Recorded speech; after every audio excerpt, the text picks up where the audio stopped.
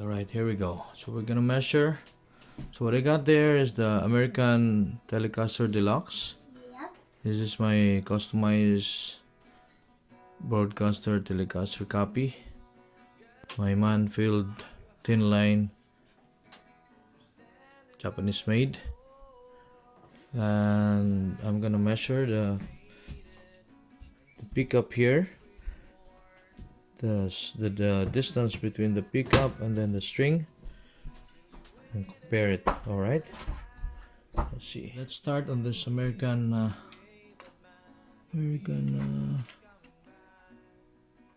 tele. It's not even 1 Dad, mommy always centimeter. I always says to mommy. Yeah, this one. Me and Daddy, I don't know. The mommy says Yeah, a little bit higher. don't have This it one. now. Yeah, it's too far. Then So I'm still gonna adjust it. In-adjust ko yung dito, pinaglalagyan ko ng mga aluminum foil para tumaas itong pickup. Kasi malayo yung distance niya sa string tsaka sa pickup eh. Parang mahina yung capture niya ng sound. So ewan ko rito kung kaya ko pa itong gawin na itaas ko. Iangat ko konti. Kasi pinumpare ko yung Telecaster Deluxe. Ang lapit niya lang dun sa string eh. So malakas yung pickup niya. So, masyado mataas. Ilalagay ko ito rito. Isa. Dalawa. Tatlo.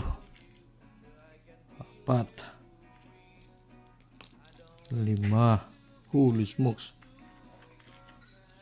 6. Alright. Look at that. Naremedyohan.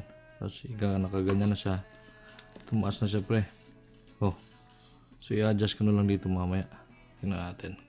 Ito ang mahirap gawin eh. Kasi baklasin lahat ito. Diba? So now, this is what I did. This used to be too far down.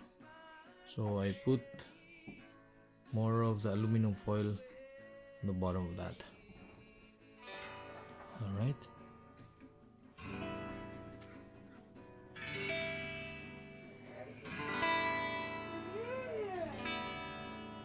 Good.